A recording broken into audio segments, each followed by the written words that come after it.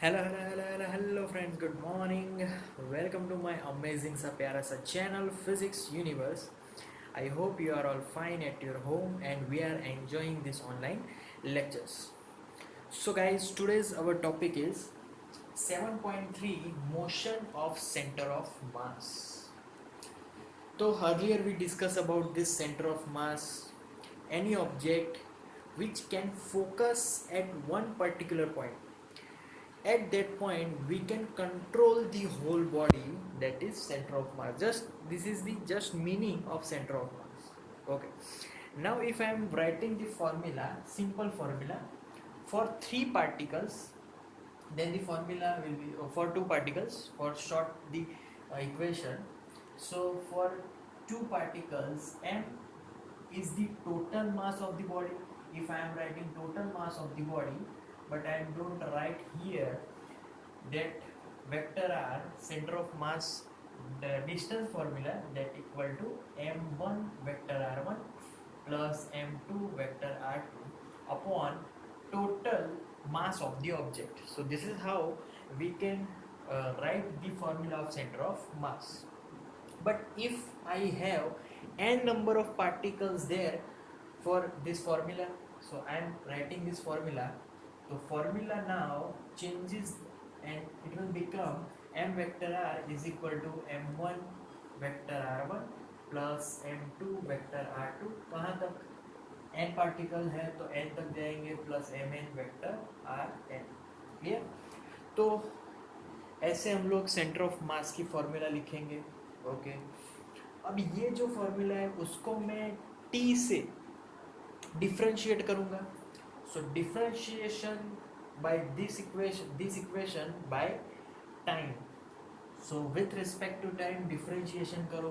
Okay, so d by dt, our mass is constant, so take it outside.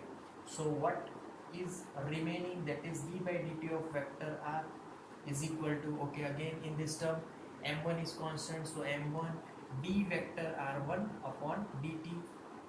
क्योंकि constant term हम लोग बाहर ले लेते हैं, वो हमें पता है. ओके, अप टू n तक जाना है तो plus mn d vector rn upon dt. Clear? So एक फॉर्मूला बन गई. अब ये जो r है, what is that r? That is distance, but that distance is with vector, so that is our displacement. अगर डिस्प्लेसमेंट का t से डिफरेंशिएट करोगे तो क्या मिलेगा? सो t से डिफरेंशिएट करो, वी गेट वेलोसिटी. यहाँ पर कैपिटल V लिखूंगा. पूरे ऑब्जेक्ट का वेलोसिटी है is equal to m1 first particle का वेलोसिटी वेक्टर v1 प्लस कहाँ तक mn वेक्टर vn. क्लियर? तो ये velocity of centre of mass की फॉर्मूला हो गई. So this is called velocity of centre of mass formula. Centre of mass, उसको मैं लिख लेता हूँ cm, centre of mass. Clear? अब फिर से ये जो फॉर्मूला है उसका again differentiation with respect to time करेंगे तो क्या फॉर्मूला निकल के आएगा, देख लेते हैं. m again constant, so d by dt of vector v is equal to, again m1 will be constant, so d vector v1 upon dt plus कहाँ तक जाना है, mn तक, so mn constant d vector vn upon dt. yeah? So this is our equation. Okay, now in this equation dv by dt, velocity's differentiation with respect to time gives us acceleration.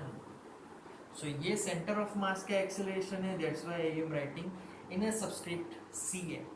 Okay, is equal to m1 vector a1 up to plus mn vector an. clear? तो ये acceleration के form में centre of मास, मतलब कि हमारा जो centre of मास है वो इतने एक्सेलरेशन से acm से मोशन में है. Clear? So this equation is, we know it, this equation. तो ये क्या हमें बता रहा है? तो ये इक्वेशन हमारा चेंज ऑफ मोमेंटम है. Simply I can write vector dp by dt, change of momentum. So vector p1 मतलब कि यहाँ पर dp1 बाय dt कहाँ तक, तो b अपॉन dt। तो ये हमें क्या बता रहा है, after all change of momentum it also gives the force, centre of mass का force is equal to vector F1 plus vector F। तो ये जो लास्ट इक्वेशन है वो सभी पार्टिकल के जितने भी फोर्स है उन सबका अगर मैं वेक्टर सम करूँ तो that is give me the centre of mass force, this much of force acted upon the center of mass point। Clear. अब ये जो हमने डेरिवेशन किया इसमें ये जो फोर्स की फॉर्मूला मिली उसमें टू टाइप ऑफ फोर्सेस आते हैं, external force and internal force. अगर हम लोग इंटरनल फोर्स की बात करें तो इंटरनल फोर्स से कभी भी कोई ऑब्जेक्ट है वो मूव नहीं करेगा। क्यों? अगर इंटरनल फोर्स होता तो फिर कोई भी ऑब्जेक्ट मोशन में आ सकता है, but internal force are always equal and opposite, so that's why internal force से ऑब्जेक्ट मोशन में नहीं होगा। ओके, तो बाकी कौन बचा? External. So I can write F vector F external is equal to M vector A C. तो अब हमारे पास जो फोर्स है, जो भी हमारा ऑब्जेक्ट का मोशन है, that is due to the external force. Clear? Okay. अब हमारा जो ऑब्जेक्ट है, हमने जितना भी यहाँ पर मोशन लिया सब कुछ ऑब्जेक्ट के मोशन पे डिपेंडेंट है। क्लियर? तो मोशन कोई भी हो सकता है, इधर रोटेशनल और ट्रांसलेशन और आइदर बोथ। तो उन सभी में ये जितने भी इक्वेशंस हैं वो हम लोग अप्लाई कर सकते हैं। क्लियर? तो इफ़ अगर हम लोग कंजर्वेशन ऑफ मोमेंटम की बात करेगी, यहाँ पर अगर कोई ऑब्जेक्ट मोशन में है, हमने उसे फेंका हुआ है, तो उसका कंजर्वेशन, मोमेंटम कंजर्वेशन कैसे होगा वो अगर जाने तो यहाँ पर मैं एक छोटा सा एग्जांपल लूँगा कि सपोज के हमारा जो एक बॉम्ब है, हम लोग पटाखे फोड़ते हैं दिवाली में, कभी कभी मकर संक्रांति में भी अब तो फोड़ते हैं। तो जब वो एट रेस्ट पे था तब मोमेंटम ज़ीरो था।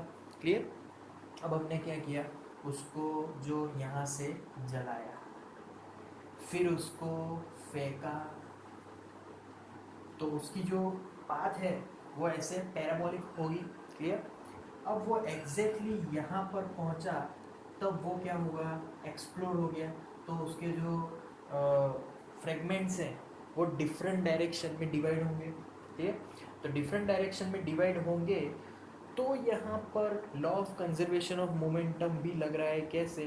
तो वो ऐसे ही डायरेक्शन लेंगे जिससे कि पूरा वेक्टर सम करेंगे मोमेंटम्स का तो वो ज़ीरो मिलेगा। So P will be zero here as well P will be zero here. Initial में भी वो ज़ीरो ही था, यहाँ पर भी ज़ीरो था अगर एट रेस्ट पे है तो। बट यहाँ पर हमने it is clearly shown that कुछ मोमेंटम से हमने फेंका, let is we take about 5, तो फिर यहाँ पर भी after explosion momentum is also remains 5। अगर उसका मैं यूनिट लिखूँ तो मोमेंटम का यूनिट है किलोग्राम मीटर सेकेंड इनवर्स। तो यहाँ पर भी आफ्टर एक्सप्लोजन वो मोमेंटम सेम रहने वाला है, kilogram metre second inverse. Clear? तो एक्सप्लोजन के फ्रेगमेंट्स भी ऐसे ही डिवाइड होंगे कि जिससे मोमेंटम का algebraic sum will be 5 kilogram metre second inverse. Clear? So अगर हम उन टुकड़ों को जोड़ के फिर उसकी अगर सेंटर ऑफ मास की बात करें, एक टुकड़ा इधर गया इधर गया इधर गया, बट उसका सेंटर ऑफ मास कहाँ पे मूव करेगा? तो पहले के ही पाथ में जो उसका पहले पाथ था बिफोर एक्सप्लोजन, उसी पाथ में वो आगे बढ़ के गिरेगा। ये किसकी बात हो रही है? सेंटर ऑफ मास की। उसका सेंटर ऑफ मास गिरने वाला है, नहीं कि वो पूरा जो फ्रेगमेंट है, वो फ्रेगमेंट तो बहुत एक्सप्लोड हो गया, बहुत जगह पे वो डिवाइड हो गया। क्लियर? सो ये सेंटर ऑफ मास की बात हो रही है, वो गिरेगा यहाँ पर। सो that's all for today guys, motion of a center of mass. Thank you so much to listening my video lectures till the end. That means a lot to me. Thank you very much.